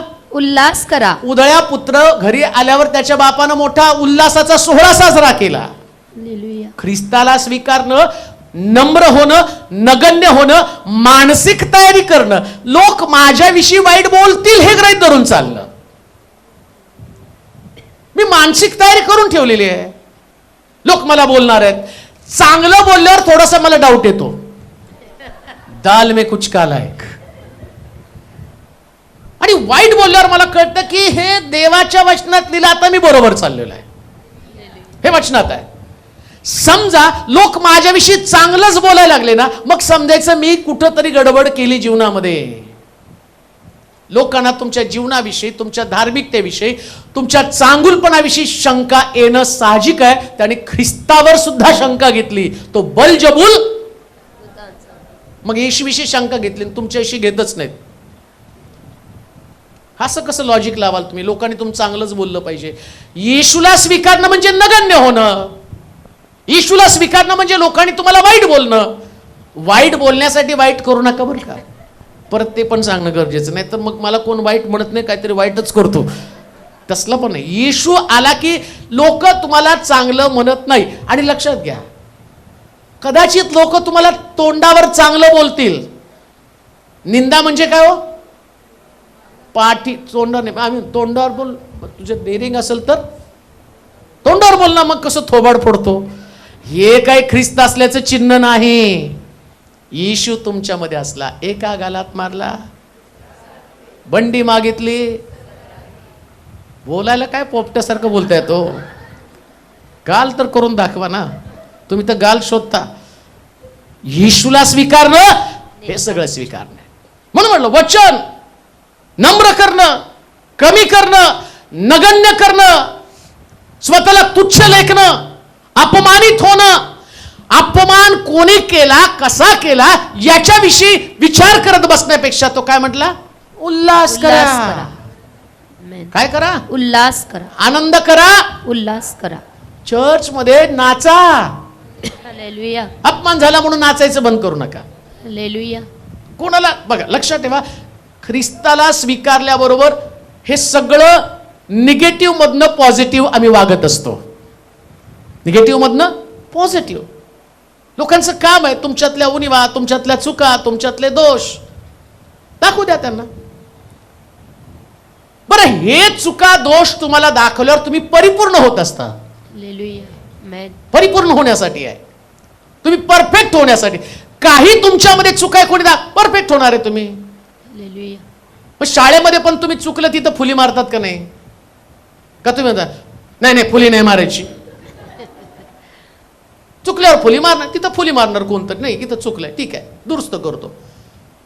आता तर तिथं रेड मार्कने लिहिलं जातं. जरा ह्याचा होमवर्क नीट करून घ्या. शाळेमध्ये एवढी प्रोसेस आलेली आहे. जेव्हा लोक तुमच्याविषयी वाईट बोलतात ना, तुम्हाला अजून स्वतःला करेक्ट करण्याची संधी. त्यांच्याकडे त्या नजरेने बघू नका की त्यांनी माझे दोष काढले. उलट इकडं त्यांनी दोष काढले. तुम्हाला ती ह्याची परीक्षा असते बघा, मायनस पॉईंट. कुठली? एमपीएससीची कुठली असते? एमपीएससीचीच ना. म्हणजे एक उत्तर चुकीचं लिहिलं की मायनस पॉईंट आहे. म्हणजे तुम्ही ज्यावेळेस तुमच्याविषयी कोणीतरी बोलतं ना, त्यास ते तुम्हाला मायनस नाही करत, त्यांचा पॉईंट मायनस होतो. कोणाचं? दोष दाखवणाऱ्यांचा पॉईंट मायनस, आणि तुमचं काय? प्लस. कारण काय म्हटलं? स्वर्गात तुमचे प्रतिफळ मोठे आहे. हा, वाचा बरं. स्वर्गात आनंद करा, उल्हास करा, कारण स्वर्गात हा. तुमचे प्रतिफळ मोठे आहे. कुणाचे? ज्याची तुमचे नाही, कुणाचे? ज्याची निंदा व ज्याची निंदा व छळ होईल. ज्याची निंदाने छळ होईल. मन लक्षात ठेवा, कोणी निंदा करताना तर त्याच्या गळ्यात मिठी मारा. थँक्यू. अरे तू तर माझं नाव अगदी स्वर्गात वरच्या लेवलला घेऊन गेलास. हालेलुया. खर अजून गॉड ब्लेस यू. येशूचा जन्म माझ्यात झाला. हालेलुया. हाय, तुला माझा विषय पाहिजे का? अजून एक तुला मुद्दा देऊ का? हा घे मुद्दा. अरे तुझा दिवस निघून जाईल. Discuss discuss discuss discuss discuss discuss करत करत तुमचं आयुष्य निघून जाईल आणि माझं आयुष्य बहरत जाईल का? हालेलुया. ख्रिस्ताचा जन्म तुमच्यामध्ये आहे. हालेलुया. हे प्रॅक्टिकल लाईफ आहे, हे पॉझिटिव्ह लाईफ आहे. याच्यामध्ये प्रतिफळ आहे तुम्हाला. येशू तुमच्यामध्ये असल्याचं ते चिन्ह आहे. तुम्ही स्वतःला नम्र केलेले. पुढे वाचा. हा, त्याच वचनामध्ये आनंद करा, नाही. उल्हास. मिखा. हे हा. बेथलेमा, हम्म. बेथलेम एफ्राता, हम्म. यहुद्याच्या हजारामध्ये हम्म. तुझी गणना तुझी गणना अल्प आहे. अल्प आहे, तरी तुझ्यामधून तुझ्यामधून एक जण निघेल, एक जण निघेल, तो माझ्यासाठी माझ्यासाठी इस्रायलाचा शास्ता होईल. हा. आता बेथलेम त्याच्यामध्ये आम्ही पाहिलं तो नगण्य ठिकाणामध्ये आहे. म्हणजे स्वतःला कमी महत्व देणाऱ्या लोकांमध्ये, जे स्वतःला अगदी काहीच महत्व देत नाही, प्रभूला महत्व देतात, वचनाला महत्व देतात. कोणी चांगलं बोला, कोणी वाईट बोला, वाईट बोलणाऱ्यांच्या वाटेला पण जात नाही आणि त्यांच्याकडे काही रिॲक्शन पण देत नाही. असे लोक यांच्यामध्ये ख्रिस्त आहे. कधी खरं खोटं करायला जाऊ नका. तुम्ही काय बोलला, मी काय बोललोय, हालेलुया. नाही जायचं ते. आणि काय मजा नसते त्याच्यामध्ये. आणि न्याय करणारे ते फार मोठे कोण, सुप्रीम कोर्टाचे काय त्यांचं नाव आहे, काय जज, चंद्रचूड का काय, चंद्रचूड, चंद्रचूड, सुप्रीम कोर्टचे कोणतरी जज, ते जस्टिस, चीफ जस्टिस, असे काही चीफ जस्टिस आपल्याकडे नाही आहेत. सगळं घेऊन बसणारे फाईल, हा असं आहे तसं नाही. कशाला? आमचा सगळ्यात मोठा न्यायाधीश तिथं बसलाय, जो आम्हाला स्वर्गामध्ये घेणार आहे. हालेलुया. त्याच्यासमोर आम्हाला जायचं एक दिवशी. आणि पृथ्वी तलावर सगळे लोक सामान्य आहेत. सामान्य लोकांचं वैशिष्ट्य, ते लोक एकमेकांमधले दोष शोधतात. मोठ्या लोकांचं वैशिष्ट्य, येशू म्हणतो जा इथून पुढे पाप करू नकोस. हालेलुया. सामान्य लोक दगड घेऊन आले मारायला. येशूनं म्हटलं तुला कोणी दगड मारला नाही का? तो म्हटला नाही, जा इथून पुढे पाप करू नकोस. ही बायबल मधली मिस्ट्री समजून घ्या, रहस्य समजून घ्या. मोठं होण्यासाठी लहान होणं गरजेचं आहे. कोणत्याही परिस्थितीमध्ये अशा पद्धतीने स्वतःला प्रेझेंट करू नका. काही कुणाला बोलायचे बोलू द्या, तुमच्यामध्ये ख्रिस्त राहावा. येशू त्याच लोकांमध्ये राहतो, त्याचा जन्म त्यांच्यामध्ये होतो. जे ख्रिस्ताचा जन्म स्वीकारतात त्याच्यावर निंदा, अपमान, छळ सगळं काही सहन करतात, त्या लोकांमध्ये ख्रिस्त आहे. त्याच्यानंतर म्हटलं एफ्राता, 5 वचन परत, गणना 5:2, मिखा 5:2. हे बेथलेम एफ्राता, हा. यहुद्याच्या हजारामध्ये तुझी गणना अल्प आहे, तरी तुझ्यामधून एक जण निघेल. तुझ्यामधून एक जण निघेल. कुठून निघणार आहे? बेथलेम मधनं निघणार आहे. कुठून निघणार आहे? जो नगण्य आहे, ज्याची गणना कोण करत नाही, अशा लोकांमध्ये तो निघणार आहे. कोणातनं निघणार आहे? एफ्राता मधनं निघणार आहे. एफ्रात या शब्दाचा अर्थ काय? फलद्रूप जीवन. कोणामध्ये? येशूचा जन्म होणार आहे. जे फळ देणारे लोक आहेत. फळ नाही माझ्या जीवनामध्ये, मग ख्रिस्त कसा येणार आहे? आत्म्याच्या द्वारे निष्पन्न होणारं फळ. आणि म्हणून म्हटलं माझ्यातलं ते फलदायी जीवन. आता कोणतं फलदायी जीवन? पहा कसं स्टेज जर तुम्ही बघितलं ना, येशूचा जन्म आणि आमचं व्यक्तिगत जीवनामध्ये तो म्हटलं तुम्ही एकदम अल्प व्हायला पाहिजे, नगण्य व्हायला पाहिजे. आता नगण्य होण्यासाठी, अल्प होण्यासाठी तो म्हणतो माझ्या नावामुळं लोक तुमची निंदा करतील, छळ करतील, लबाडीने वाईट बोलतील. आणि खाली तो काय म्हणतो? आता तुला फळ द्यायला पाहिजे. काय सिक्वेन्स आहे बघा. इथं म्हटला माझ्या नावामुळं तुम्हाला लोक लबाडीनं वाईट बोलतील, निंदा करतील, छळ करतील. आता छळ केल्यावर तो मग त्याच्या शुभवर्तमानाच्या 5व्या अध्यायामध्ये तुम्ही आनंदानं उड्या मारा, आनंद करा, उल्हास करा. म्हणजे काय? तो फळ द्या. एफ्राईम म्हणजे, एफ्रात म्हणजे फलद्रूप होणं, एफ्रात म्हणजे फलदायी जीवन. आता एफ्रात म्हणजे फलदायी जीवन. मग फलदायी जीवन कधी? ज्या वेळेस नकारात्मक परिस्थिती येते ना, तेव्हा तुम्हाला फळ द्यावं लागतं. हालेलुया. कोणामध्ये जन्म येत ख्रिस्ताचा होतो? जे नकारात्मक परिस्थितीमध्ये फळ देतात. कोणतं फळ? आत्म्याच्या द्वारे निष्पन्न होणारं फळ. कोणतं फळ? कोणतं फळ? अच्छा, पहिलंच कोणतं आहे? गणना, सॉरी, आत्म्याच्या द्वारे गलती करायचं पत्र. हा, आत्म्याच्या द्वारे निष्पन्न होणारे फळ प्रीती. कोणतं फळ हो? प्रीती. म्हणजे जेव्हा तुमची निंदा होती तर तुम्ही कुणावर प्रीती करायची? कुणावर? बोला हो तुम्ही पटपट. निंदा करणाऱ्या. फळ कुणाला द्यायचं? जे तुमच्यावर प्रीती करतात, जे तुम्हाला बिर्याणी देतात त्यांना नाही द्यायचं. जे निंदा करतात त्यांना बिर्याणी द्या. कुणाला बिर्याणी द्यायची? जे निंदा करतात. म्हणजे त्यांना कळल मला बिर्याणी का आली. फळ कुणाला द्यायचं? हे बायबल आहे. या बायबल मध्ये हे सगळं उलटा खेळ आहे. हालेलुया. तो म्हणतो तुम्ही आत्मिक आहात ना. आत्मिक आहात मग तुम्ही देहाच्या अधीन नाही. तुमच्यामध्ये ख्रिस्त आहे ना. ख्रिस्त तुमच्यामध्ये ओळखायचं कसं? प्रेज द लॉर्डवरूनच कळतं. कुणाला करता, कुणाला टाळता, कोण व्यक्ती तुम्हाला आवडतो, कोण व्यक्ती तुम्हाला आवडत नाही. येशू असल्यावर देवानं जगावर एवढी प्रीती. कोणावर प्रीती केली? जगावर. म्हणजे सगळ्या जगावर तुम्हाला प्रेम करावं लागणार आहे. हालेलुया. प्रीती ठराविक लोकांवर थोडी करता येते, सगळ्या जगावर, युनिव्हर्सल. त्याच्या पलीकडे जाऊन म्हटलं शत्रूवर सुद्धा प्रीती कर. कोणावर? शत्रू. शत्रूवर. ख्रिस्त तुमच्यामध्ये, येशूला पण विचारलं देवाची व्याख्या काय? देव प्रीती आहे, सांगून टाकलं. मग कोणाला प्रीती करायची? जे तुमच्याविषयी लबाडीने बोलतील, वाईट बोलतील, निंदा. निंदा करतील, छळ करते. अजून काय करतील? छळ करते. छळ पण व्हायला पाहिजे. छळ तर लांबच राहिला. दोन शब्द जर बोलले की आमची तळपायाच्या मस्तकाला जाऊन ढण ढण ढण ढण पेटतो, नाही का? इतकी मोठी आग लागते. आणि शास्त्र काय सांगतं? शत्रूवर सुद्धा प्रेम करलं. कुणावर? शत्रू. शत्रूवर सुद्धा प्रेम करावं लागतं.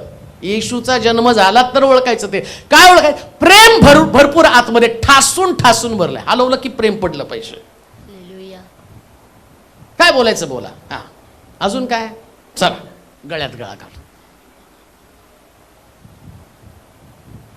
अजून एक गोष्ट ध्यानात ठेवा. येशू म्हणतो जर तुम्ही माझे शिष्य आहात तर तुमची एकमेकावर प्रबोधन घेणारे शिष्य नाही. मग कोण शिष्य आहे? बाप्तिस्मा करणारे पण नाही. बाप्तिस्मा करता, बाप्तिस्मा झाला, प्रबोधन घेता. आता तो म्हणतो त्याच्यानंतर मी तुमच्यामध्ये आल्याबरोबर तुमच्यामध्ये प्रीती येते. ख्रिस्ताचा जन्म कुठं? एफ्रात म्हणजे फलदायी जीवन. फळ असलं पाहिजे, प्रीतीचं फळ. प्रीती तुमचं ध्येय असू द्या असं म्हटलंय. मिशन काय तुमचं माहिती का? प्रीती. स्वर्ग नंतर बर का. पहिलं मिशन तुमचं पृथ्वी तलावर काय? प्रीती. हे तुमचं मिशन आहे, लक्षात ठेवा. आणि प्रीतीला डिव्हाइड पण करू नका. प्रीती डिव्हिजन नसती प्रीतीमध्ये.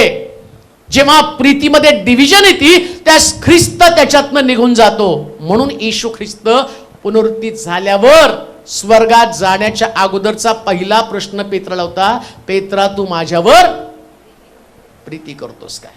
आणि त्याने उत्तर काय दिलं? होय प्रभू. त्यास तो काय म्हटलं माहिती का? माझी कोकरे चार. कोकरे कधीच मेंढपाळाच्या मागे चालत नाही. ते त्यांच्याच मार्गाने कुठं पाहिजे तिकडे जातात. त्याला कोकरं म्हणतात. मेंढर नाही. माझी मेंढर माझी वाणी ऐकतात. तर मेंढर चार, मेंढर पाळ, पण कोकरं नुसती चार. म्हणजे कोकरं मागे येऊ दे, नाही तर कुठं गाव भटकू दे, चार, सगळ्याला चार. त्यांनी आले तर उत्तम, पण तुझं काम त्यांना चार नाही. म्हणून तो म्हटला प्रीती आहे ना, मग कोकरा असू दे, मेंढरा असू दे, तुझ्या बाजूचे असू दे, तुझ्यापासून दूर जाणारे असू दे, पण सगळ्यांवरती प्रीती करणारं तुझं काम असलं पाहिजे.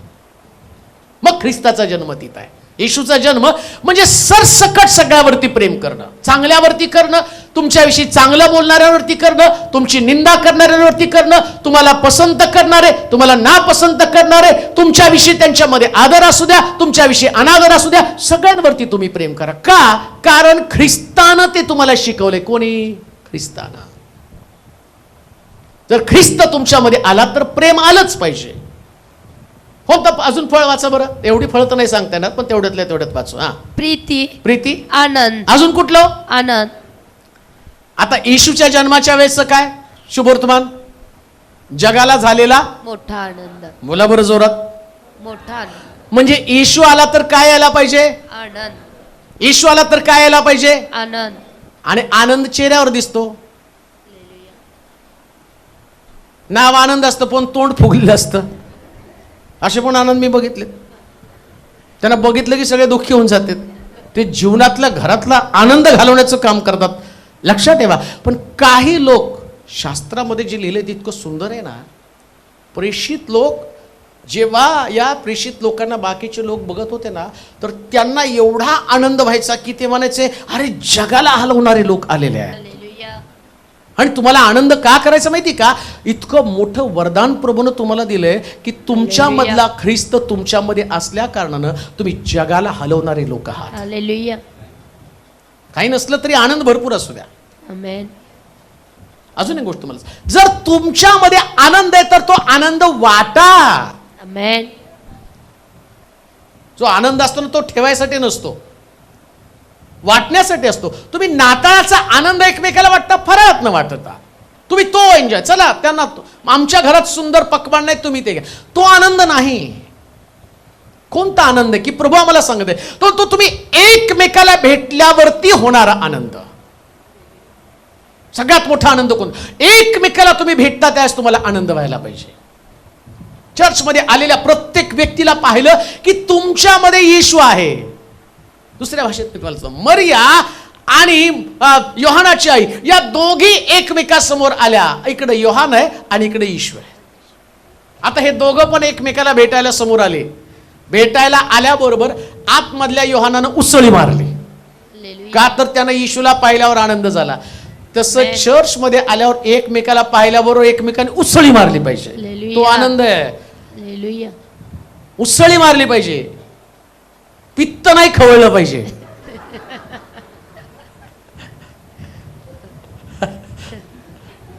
कधी कधी पित्त खवळतं. नापसंत असणारे लोक, लक्षात ठेवा, जगामध्ये सगळे लोक देवानी पसंत करून ठेवलेत. प्रॉब्लेम काय आमचा? देवानं जगावर, कोणावर हो? मग आता जगावर प्रीती केली तर आम्हाला पण जगावर प्रीती करावी लागणार आहे. सगळ्यांवरती काना डोळा करून बघूच नका एकमेकाला. नजरेत कळतं ह्यांचं कुणाशी बिनसलंय. आणि माझी नजर तर एवढी तेज आहे ना, इथून बसून कळतं लगेच मला. तुम्हाला काय वाटतं मी कीबोर्ड वाजवतो का? कैमरे की आंख है, हर जगह देखता हो और बरोबर चुनता हो. जेव्हा तुम्ही देवाच्या घरामध्ये येता, विचार करा, माझं ऑब्झर्वेशन एवढं आहे, त्याचं किती असेल? तो देव आहे, तो जाणतो. म्हणून लक्षात ठेवा, परमेश्वराच्या मंदिरात पाऊल टाकल्याबरोबर इथं एक आनंदाचा सोहळा असतो. का? कारण याच्यानंतर दुसरा क्षण आमच्या जीवनात असेल का आम्हाला माहित नाही. दुसरा क्षण जर पृथ्वी तलावरती नसू तर आम्ही देवाबरोबर असू. आणि देवाबरोबर असताना अशा प्रकारचं जीवन पृथ्वी तलावरती जगावं की माझ्या जगण्याचा आनंद लोकांना मिळाला पाहिजे. असं जगायचं हो. येशूने आपला आनंद जगाला देऊन टाकला. नाईन नावाच्या गावामध्ये गेला, मुलगा मेला म्हणून ती विधवा रडत चालली होती, पण येशू तिथे गेल्याबरोबर तो म्हटला, नाईन मध्ये आनंद नाही, मला आनंद दाखवायचा आहे. त्या तिरडीवरच्या मुलाला त्यांनी स्पर्श केला, मुलगा जिवंत झाला आणि त्या स्त्रीचा चेहरा आनंदून गेला. काना गावातला द्राक्षरस संपला, सगळी परिस्थिती गंभीर येशूने ओळखली आणि तो तिथं गेला. ऐका, तिथं गेल्यावरती त्यानं त्या द्रांजणामध्ये पाणी भरलं आणि त्या पाण्याकडे पाहिल्याबरोबर येशूनं पाण्याकडे पाहिलं तर पाण्याचं रूपांतर सुंदर द्राक्षरसामध्ये झालं. अहो, तो येशू पाण्याकडे बघतो तर एवढं रूपांतर होतं. आता तो आतमध्ये पाण्यामध्ये प्रतिबिंब दिसलेला येशू पाण्यानं गुणधर्मच बदलून टाकला, प्रतिबिंबानं. आता तो म्हणतो, एफ्राता, मी तुझ्यामध्ये आहे.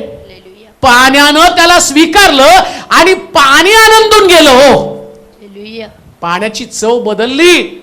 जेव्हा तुम्ही ख्रिस्ताला स्वीकारताना असं स्वीकारा की तुम्हाला पाहिल्याबरोबर लोकांची टेस्टच बदलली पाहिजे, चवच बदलली पाहिजे. मला परवा कोणीतरी सांगितलं, एका गावात, मला माहित नाही, आठवत नाही आता, कुठंतरी मीटिंगला मी गेलतो आणि मीटिंगला गेल्यावरती एक रिक्षावाला मला घेण्यासाठी येत होता आणि तो मला भेटल्यावरती अट्टल दारू पिणारा होता. आणि त्यांनी 3 दिवस वचन ऐकलं. वचन ऐकल्यावर त्याला असं वाटलं की नाही, हे व्यसन, याच्यावरती मला विजय मिळवायचा आहे. आणि अट्टल दारू पिणारा त्याने ते व्यसन सोडलं. त्याची बायको सांगते की त्याच्यानंतर त्यांनी महिनाभर अजिबात दारूला हात लावला नाही. तो पाहिल्यावरच मला कळत होतं की हा अगदी केसापासून नखापर्यंत दारू याच्यामध्ये बिनलेली. 1 महिनापर्यंत त्यांनी व्यसनाला हात लावला नाही. पण परत त्याची मित्राच्या संगतीमध्ये गेला आणि मित्रांच्या सोबत गेल्याबरोबर त्या मित्राने त्याला फोर्स केला. म्हटले, पाळक साहेब, तो परत प्यायला लागलेला आहे. मला एक गोष्ट कळाली, जेव्हा तुम्ही येशूच्या बरोबर चालता तर तुमचं रूपांतर होतं. ज्याच्या बरोबर तुम्ही चालता त्यांचा प्रभाव तुमच्यावरती पडतो. साहजिकच आहे, जर ख्रिस्त तुमच्यामध्ये आहे तर किती मोठा प्रभाव तुमच्या जीवनावरती पडणार आहे. आनंद वाटा. थोडक्या गोष्टीमध्ये एकमेकाला आनंदात सहभागी करून घ्या. तुमचं बोलणं लोकांच्या जीवनामध्ये दुःख निर्माण करणार कधी असता कामा नये. बोलल्याबरोबर लोक आनंदित झाले पाहिजे. आशेचं चित्र निर्माण करा. जगण्यासाठी माणसाला आनंदाची गरज आहे आणि आनंदी बोल जे आहेत ना व्यक्तीमध्ये, हे तुम्हाला जगातनं कुठूनच येणार नाही. तुमच्या मुखात येशू तुमच्या आतमध्ये येशू असल्यावर येशू सगळीकडे आनंद वाटत फिरतो. मग नाताळचा खरा आनंद काय माहिती का? फळ देण्यामध्ये. फळ द्या. प्रतिकूल परिस्थितीमध्ये फळ द्या.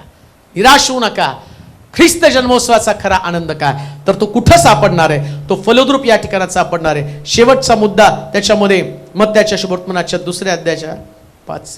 बरं ठीक आहे, राहू द्या, अजून त्याच्यामध्ये बरंच आहे, परंतु आपण तिथं थांबूया. तो एफ्रात या शब्दाचा अर्थ फलद्रूप होणं. देवाचे प्रिय लोक हो, ख्रिस्ताचा जन्म फक्त त्या लोकांमध्ये होतो जे लोक फळ देतात. फळ द्या. आनंद वाटा एकमेकाला. प्रीतीनं मन भरून जाऊ द्या आणि मग जगाला आपोआप दिसेल ख्रिस्ताचा जन्म ना ताऱ्यात आहे, ख्रिस्ताचा जन्म ना रंगरंगोटीमध्ये आहे, तर ख्रिस्ताचा जन्म माझ्यामध्ये आहे. का तर माझं हृदय ख्रिस्ताला पसंत पडणार हृदय. आपल्या जागेवरती आपण उभं राहूया. आपले डोळे आपण बंद करू. आपल्या माना आपण लावूया. आपली मस्तक आपण सुकूया. पुन्हा एकदा आमची प्रार्थना देवाकडे ही असेल की प्रभू आम्हाला बदल यासाठी की आम्ही तुला पसंत पडणारं जीवन जगावं. आज या दुपारच्या समयी पुन्हा एकदा प्रभूला समर्पित होऊया. देवाचं वचन आपल्याकडे आलेलं आहे. जग आनंद करत आहे. जगापेक्षा वेगळा आनंद आज प्रभू त्याच्या वचनात मला सांगत आहे. ज्ञानी लोकांनी टाकलेला प्रश्न हेरोदाला या प्रश्नानं अस्वस्थ करून टाकलं. त्याने अभ्यासक बोलवले आणि विचारलं ख्रिस्ताचा जन्म कोठं व्हायचा आहे. परंतु देवाचे धन्यवाद माना की आम्हाला त्याचं रहस्य कळालं. ख्रिस्ताचा जन्म तर बेथलेम मध्ये होणार आहे, भाकरीच्या घरामध्ये. ख्रिस्ताचा जन्म याकोबात नसणार आहे. याकोब म्हणजे युक्तिबाज. आज युक्तीनं प्रभूच्या जवळ येऊया. आले दिवस घालवू नका. ख्रिस्ताचा जन्म आमच्यामध्ये का झाला नाही याची तपासणी करूया. आज जर भीती आहे, दुःख आहे, निराशा आहे, याचं कारण एकच आहे, अजूनही ख्रिस्त माझ्यामध्ये जन्मला नाही. पाहत पाहत वर्ष अशीच निघून चाललेली आहेत. पुन्हा नव्या वर्षाकडे आम्ही जाणार आहोत. त्याच गोष्टी घेऊन जाऊ नका. 24 मध्ये अजून सगळं काही वेगळं, कठीण आणि त्रासदायक सुद्धा असेल. मग 23चा विचार करूया आणि प्रभूला म्हणू, प्रभूजी खरंच बऱ्याच गोष्टी हातातून निसटून गेलेल्या आहेत. आम्ही येतो तुझ्या जवळ आमच्या देवा. हे सर्वशक्तिमान देवा, अतिशय नम्रतेने आम्ही तुझ्या समोर येत आहोत. आमचं समर्पण आम्ही तुला करतो प्रभूजी. ख्रिस्त जन्माची लगबग साऱ्या जगभर चालू आहे. त्यांनी खाण्यापिण्यामध्ये, कपड्या लत्तामध्ये, रंगरंगोटीमध्ये, डेकोरेशनमध्ये ख्रिस्त शोधला. परंतु आज तुझं वचन उलगडून तुझ्या पुत्राचा जन्म कुठं होणार तो आम्हाला समजावून सांगितलं. आभार मानतो प्रभूजी. आमच्या जीवनाचं परीक्षण आम्ही केलं. आम्ही कुठंतरी कमी पडलेलो आहोत, कुठं नाही, भरपूर आम्ही कमी पडलेलो आहोत.